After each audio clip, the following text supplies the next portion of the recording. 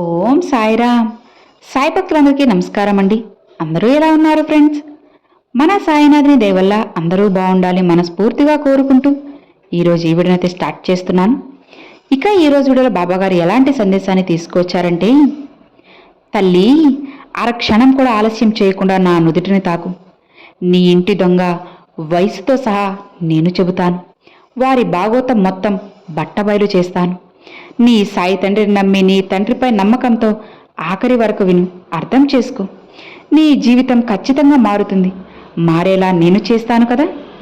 ఇది నీ సాయి వాక్కు, నీ సాయి ఆజ్ఞ, నీ సాయి సత్యవాక్కు. వదులుకుంటే ఇబ్బంది పడతావు.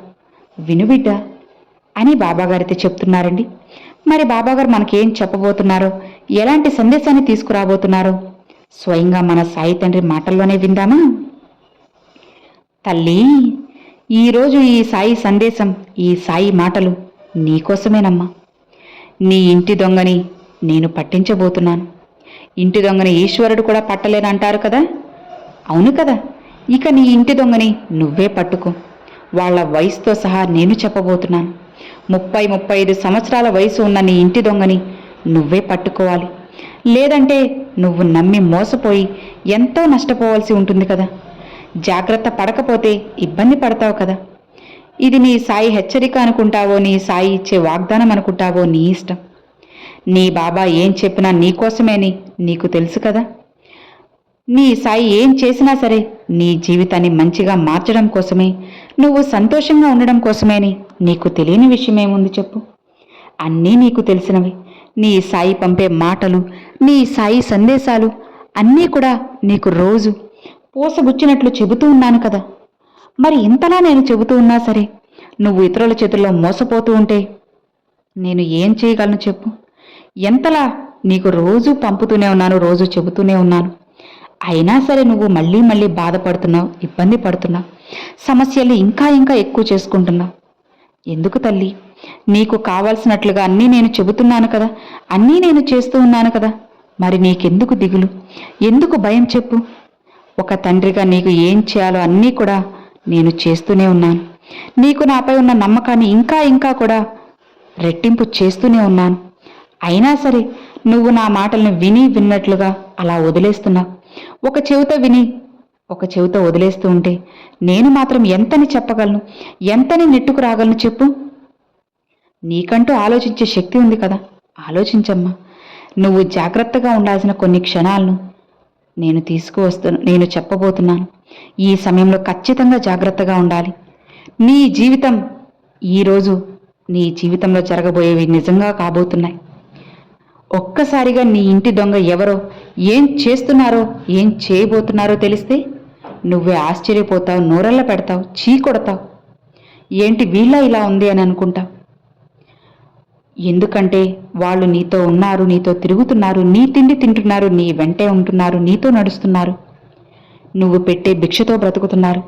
నీ వెనక నీ మీద తోక జాడించాలని, నీ వెనక నీకోసంగా వ్యతిరేకంగా పథకాలు పన్నుతూ ఉన్నారు, గోతులు తవ్వాలని చూస్తూ ఉన్నారు. అది కూడా వేరే వారితో కలిసి చేతులు కడుతున్నారు. మరి వీరి భాగవతం అంతా కూడా బండారం పెట్టాలి కదా. నేను చెప్తున్నాను, ఒక పుస్తకంలో రాసి మరి నీకోసంగా తీసుకువచ్చేశాను. ఒక్క లైన్, ఒక్క పదం కూడా విడిచిపెట్టేదే లేదు. ఈ పుస్తకాన్ని తాకి నా ముందు ఇప్పుడు నువ్వు నీ సాయి తండ్రిని నమ్మి వింటున్నావు కదా. నీ జీవితానికి ఈ పుస్తకంలో సంబంధించిన విషయాలన్నీ రాస్తున్నాను. నిన్ను ఎవరైతే మోసం చేయాలనుకుంటున్నారో వాళ్ళ గుట్టు ఇక బట్టబయలు చేయబోతున్నాను. వారి బండారం అంతా బయట పెట్టబోతున్నాను. వాళ్ళ భాగోతం బయటపడబోతుంది. ప్రతి ఒక్కటి వాళ్ళకి సంబంధించిన ప్రతి రహస్యం కూడా ఈరోజు నీ సాయి చెప్పబోతున్నాను. నేను నీకోసం రాసి ఉంచిన ఈ ఒక్క మాట నీ ముందు ఉంచుతాను. అవును, నీ సాయి మాటల్ని వదలకుండా విను. ఇలా చేయడం వల్ల వాళ్ళకి ఉపయోగం ఏంటి, వాళ్ళకి కావాల్సింది ఏంటి అనే కదా నువ్వు ఆలోచిస్తూ నన్ను ప్రశ్నిస్తున్నా. అయితే విను బిడ్డ. నీ కోసంగా తెచ్చిన ఈ సందేశాన్ని వినే ముందు ఖచ్చితంగా నువ్వు నీ సాయి తండ్రిపై నమ్మకం ఉంచాలి. నీ సాయి ఉన్నారు అనే నువ్వు నమ్మకం ఉంచితేనే ఈ మాటలన్నీ నీకు అర్థమవుతాయి. నువ్వు అనుకున్నది అనుకున్నట్లు జరుగుతుంది. నీ జీవితం బంగారులమయం అయ్యేలా నేను చేస్తాను. నీ భవిష్యత్తుని బంగారంలా రాశాను కదా. ఈ తండ్రిని నమ్ముకున్న నువ్వు ఎట్టి పరిస్థితుల్లో ఎప్పుడూ కూడా ఓడిపోయేదే లేదు. ఏమారిపోవు, అది నీకు తెలిసిందే కదా. అలానే నేను చెప్పే వాక్కు వల్ల నీ జీవితం మంచిగా బ్రహ్మాండంగా ఉంటుంది. ఇందులో ఎలాంటి సందేహం లేదు. అలానే బిడ్డ, నీ ఇంటి దొంగ సరిగ్గా 30-35 సంవత్సరాల వయసులో ఉన్న వ్యక్తితో చేతులు కలిపి నిన్ను ఆపాలని, అనగదొక్కాలని, అన్ని విధాలా కదలకుండా నిన్ను అటు ఇటు ఏమీ మెదలకుండా చేయాలని, ఏ పనిలో ముందుకు వెళ్ళనివ్వకుండా చేయాలని, జరుగుతున్న పనులన్నీ ఆగిపోయేలా, నీ కుటుంబాన్ని చిన్న భిన్నం అయిపోయేలా ప్రతి ఒక్కదానిలో నిన్ను ఆపాలని, మానసికంగా కృంగదీయాలని చెప్పి ఒక మూలన కూర్చోబెట్టాలని, చేతగాని వాళ్ళ నిన్ను చేయాలని చూస్తూ ఉన్నారు. నలుగురిలో ఒక చేతగాని వ్యక్తిలా నిన్ను చూపించాలనుకుంటున్నారు. ఇదే వాళ్ళు పన్నుతున్న పన్నాగం. ఇక వారి మనసులో ఉన్నదంతా, వారి గురించి మొత్తం కూడా నేను నీకు పూసగుచ్చినట్లుగా తెలియచేస్తాను. వింటావు కదా? ఒక్కసారి నీ సాయి చెప్పేది విను. నీకు నేను మరీ మరీ చెబుతున్నానమ్మా, ఇది నీకోసమే. ఆ వ్యక్తులు ఎవరో నీ కళ్ళ ముందుకే వస్తారు. నేను చెప్పే ఈ ఒక్క మాట వల్ల వారు కళ్ళకు కట్టినట్లు కనపడతారు. ఒక్కసారి పరీక్షించుకో. మనసులో నీ సాయినాథుని తలుచుకో. ఓం శ్రీ సాయి నాథాయ నమః అన్న నామాన్ని తలుచుకో. ఒక్కసారి నీ సాయి నుదుటిన తాకు. మిగతాదంతా నేను చూసుకుంటాను. జరగాల్సినవన్నీ జరిపిస్తాను. మొత్తం కూడా నీ బాబాని జరిపించేస్తాను కదా. నాపై భారం వేయి చాలు. వారి భాగోతం ఏంటో తెలిసేలా చేస్తాను. అసలు వాళ్ళెవరో తెలుసా? ఆ తర్వాత వారిని ఏం చేయాలో కూడా చెబుతాను, విను. నీ కంటపడిన క్షణమే పక్కకు నెట్టేయకుండా విన్నావంటే నీ జీవితం బాగుంటుంది. లేదంటే చిక్కుల్లో పడుతుందమ్మా. జాగ్రత్త. ఇంటి దొంగను ఈశ్వరుడు కూడా పట్టుకోలేంటారు. అది నీకు తెలిసిందే కదా. నీతో మంచిగా ఉంటూ ఉన్నారు, నవ్వుతూ ఉన్నారు. నీకు అనుమానం అన్నది ఏమాత్రం రాకుండా చేస్తున్నారు. కాబట్టి జాగ్రత్తగా ఈరోజు నువ్వు తెలుసుకోవాలి. ఎలా అయినా సరే ఆ విషయాన్ని నువ్వు తెలుసుకుంటేనే కదా నీ జీవితం బాగుంటుంది. నీ వెనక ఎన్నో పథకాలు రాస్తూ ఉన్నారు. ఎన్నో అమల్లోకి కూడా తీసుకురాబడుతున్నాయి. ఎన్నో పథకాలు కూడా చేస్తూ ఉన్నారు. కుట్రలు పన్నుతున్నారు. అన్ని విధాలుగా నిన్ను చెడగొట్టాలని, నాశనం చేయాలని, నిన్ను అనగదొక్కాలని సకలిదాలా ప్రయత్నిస్తున్నారు. తీవ్రంగా వాళ్ళు ప్రయత్నిస్తూ ఉన్నారు. నువ్వు తల పైకెత్తి చూసే అవకాశం లేకుండా చేయాలని వాళ్ళు పన్నాగాలు పన్నుతున్నారు. అన్ని విధంగా నిన్ను ఆపాలని, ప్రతి ఒక్కరూ కూడా ఆ విషయంలో నీకు డబ్బు రాకుండా చేయాలని, ఇంట్లో మనశ్శాంతి లేకుండా చేయాలి, గొడవలు వచ్చేలా చేయాలి అంటూ, విజయం లేకుండా చేయాలి అంటూ, నువ్వు చేస్తున్న పని ఎక్కడక్కడ ఆగిపోవాలి అనేది, నీకు సంతోషం అనేది లేకుండా చేయాలన్నదే వారి పన్నాగం, వారి ప్లాన్. వారందరినీ దూరం చేయమ్మా. ఎందుకంటే ఇవన్నీ నేను ఏం చేయగలను బాబా, ఎవరికి నా మీద అంత కక్ష ఉంది అని నీకు అనుమానం రావచ్చు. అదంతా నీతో ఉంటూనే, నీ ఇంట్లో ఉంటూనే, నీ తిండి తింటూనే, నీ చుట్టూ ఇలాంటి నటించే మనుషులు, మంచిగా నటించే మనుషులు నీ చుట్టూ ఉన్నారమ్మా. ఆ వ్యక్తి ఇరుగు పొరుగు వారు కావచ్చు. ఇద్దరు వ్యక్తులతో కలిసి కుట్ర అనేది పన్నుతున్నారు, ప్లాన్లు వేస్తూ ఉన్నారు. నీ ఎదుగుదలని ఆపాలన్నదే వాళ్ళ ఆలోచన బిడ్డ. నీ అభివృద్ధిని వాళ్ళు కొనసాగించకూడదు అన్నదే వారి పన్నాగం. సంతోషంగా ఉండటానికి, అందరూ గౌరవించడానికి, అందరినీ మంచిగా పలకరించడాన్ని, కష్టంలో ఉన్నవారికి సహాయం చేయడాన్ని చూసి ఓర్వలేక ధనంతో నీకు అయిన వాళ్ళని, లేని వాళ్ళందరినీ కూడా దూరం చేయాలని వాళ్ళు ఇంతలా ప్రయత్నిస్తూ ఉన్నారు. ఈ కుళ్ళు కుతంత్రాలు చెలరేగితే ఇరుగు పొరుగు వాళ్ళు ప్రతిరోజు నిన్ను చుట్టూ గమనిస్తూ ఉంటారు కదా. ఇద్దరు మాత్రం వాళ్ళకి మనసులో ఉంది, ఈ వ్యక్తి ఎలా ఇలా దిగిపోతున్నారు, ఎలా మంచిగా సంపాదిస్తున్నారు అని. కూర్చొని తింటున్నాడే, కుటుంబంతో సంతోషంగా ఉంటున్నారే, అన్ని పనుల్లో కూడా చాలా చాకచక్యంగా ఉంటున్నారు, ముందుకు వెళ్తున్నారు, ఏది పట్టుకుంటే అది బంగారం అవుతుంది, తన కుటుంబంతో ఎంతో అన్యోన్యంగా ఉంటున్నారే అని అనుకుంటూ ఉన్నారు. ఇంటికి అన్నీ కూడా కొనుక్కొంచుకుంటున్నారని కూడా ఓర్చుకోలేకపోతూ కుళ్ళుకుంటున్నారు. మేము వాళ్ళ ఉండలేకపోతున్నామే అనే బాధ వాళ్ళకి ఎంతో ఉంది. ఎంతో సంతోషంగా ఉన్నారు అనే ఒక ఈర్ష్య ఉంది, అసూయ, ద్వేషం వాళ్ళలో చెలరేగింది. కాబట్టి ఎప్పుడూ కూడా చెడ్డ వ్యక్తుల్ని, చెడ్డ మనస్తత్వం ఉన్న వ్యక్తులందరినీ కూడా ఒకే చోట చేరుతారమ్మా. మంచి మనసు ఉన్న, మంచి వ్యక్తిత్వం ఉన్న వ్యక్తులందరూ ఒక చోటికి చేరుతారు.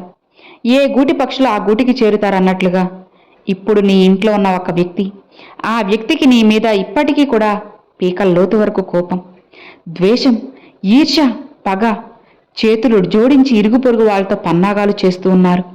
నీకు తెలియని విషయం ఏంటి అంటే నీ పతనాన్ని ఖర్చు కూడా పెట్టేస్తున్నారు. నీకు కావలసిన పనులు రాకుండా చేయాలని ఏదైతే వాళ్ళు పన్నాగాలు పన్నారో అది సక్సెస్ అవ్వాలని ప్రయత్నిస్తూ ఉన్నారు. కంటి నిండా నిద్ర మానేసి అదే పనిలో ఉన్నారు. నువ్వు పెట్టే వ్యాపారాలు దివాలా తీయాలని, నువ్వు నష్టాల్లో కూరుకుపోవాలని అనుకుంటున్నారు. వాళ్ళకి డబ్బులు ఇచ్చేవాళ్ళు కూడా ఇచ్చేశారమ్మా. అలా నీ కుటుంబంలో నీ ఇంటి పెద్ద ఎవరైతే ఉన్నారో వాళ్ళ మీద దెబ్బ వేయాలని చూస్తున్నారు. నీ ఇంటి పెద్ద మీద దెబ్బ కొడితే వారు ఆ యొక్క కుటుంబం చిన్నాభిన్నం అవుతుంది కదా, అలా కుమిలిపోతారని వాళ్ళు అనుకుంటూ భ్రమపడుతున్నారు. నిన్ను దెబ్బ కొట్టాలని చూస్తున్నారు. నీ ఇంట్లో శుభకార్యాలు జరగకుండా చేయాలని ఆశిస్తున్నారు. పెళ్లిళ్ళు జరగకుండా చూడాలని చూస్తున్నారు. నీకు డబ్బు రాకుండా చేయాలని ఆశిస్తూ ఉన్నారు. ప్రతి పనిలో కూడా నీకు విజయం అనేది లేకుండా చేయాలని ఎన్నో ప్రయత్నాలు చేస్తూ ఉన్నారు. వాళ్లకు తెలియకుండానే వాళ్ళు ఎన్నో పనులు చేసేశారు. వాళ్ళకి ఆ విషయం తెలియడం లేదు. వాళ్ళు డబ్బులు కూడా పోగొట్టుకుంటున్నారు. ఇంట్లో ఏం జరుగుతుందో వాళ్ళు రోజూ గమనిస్తూ ఉన్నారు. రహస్యంగా నీ ప్రతి ఒక్క గుట్టుని వాళ్ళు తెలుసుకొని చేరవేసేది ఇంకొకరు. అది ఇంటి దొంగ కూడా కావచ్చు. ఎవరు అంటే నీతో మంచిగా నటిస్తూ ఉంటారు చూడు, వాళ్లే. కాస్త కళ్ళు తెరిచి బాగా గమనించు. వారి నటనని నువ్వు తెలుసుకో. అప్పుడే నీకు అన్నీ కూడా అర్థమవుతాయమ్మా. ఇదంతా ఎందుకు బాబా, నా మీద ఎందుకు అని భయంగా ఉందా? భయపడకు. నువ్వు భయపడితే వాళ్ళకి అవకాశం ఇచ్చినట్లు అవుతుంది. నీ సాయి ఉన్నాను కదా. ఈరోజు వాళ్ళు ఎన్ని పన్నాగాలు పన్నినా సరే నేను వాటిని నీ వరకు రానివ్వనులే. భయపడకు. చిన్న చిన్న అడ్డంకులు వచ్చినా సరే నేను అడ్డు పెడతాను. నీ పెద్ద ప్రమాదాల నుంచి కాపాడుతాను. నన్ను నమ్ము బిడ్డ. ఈ తండ్రిని నమ్ముకున్న వారికి చెడు ఆవహించే ప్రసక్తే లేదు. నీకు తెలుసు కదా, నా చేతిని పట్టుకో, నా నామాన్ని స్మరించు. ఈ సాయిని వేడుకున్నావు కదా, నీకు అంతా శుభమే జరుగుతుంది. ఒక వ్యక్తి వయసు మాత్రం 30 నుంచి 35 సంవత్సరాలు కూడా ఉంటాయమ్మా. నిన్ను కృంగదీయాలనుకునే వాళ్ళ వయసు నీకు తెలుసు. వారు ఎవరు అని గమనిస్తూ ఉండు చాలు. అలాంటి వాళ్ళు నీకు ఉంటే మాత్రం దూరంగా ఉండు. వారితో ఎలాంటి సంబంధాలు, మాటలు కూడా తగ్గించేసుకో.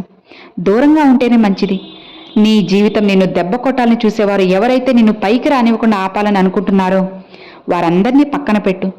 వారి మాట తీరు ఎలా ఉందో అన్నీ గమనించు, తెలుస్తుంది. ఇక నువ్వు ఏం చేయాలి, ఎందుకు అనేది అన్నీ చెబుతాను. నాకు ఎందుకు బాబా ఇంత కష్టం అనుకుంటున్నావా? వాటికి సమాధానం చెబుతాను వినమ్మా. మంచి మనసు అందరికీ ఉంటుందని ఎప్పుడూ అనుకోవద్దు. వారి మనస్తత్వం అంతే, వదిలేసాయి. నిన్ను కాపాడేందుకు నీ సాయి ఉన్నారు కదా. ఇక భయపడకు, నిశ్చింతగా ఉండు చాలు. నువ్వు చేయాల్సిందల్లా నీ సాయిని స్మరిస్తూ ఉండు, పూజిస్తూ ఉండు చాలు. నీ జీవితాన్ని నేను మారుస్తాను. నీ సాయి తండ్రిని దర్శిస్తూ ఉండావంటే నీ జీవితం నీకు నచ్చినట్లుగా చేస్తాను.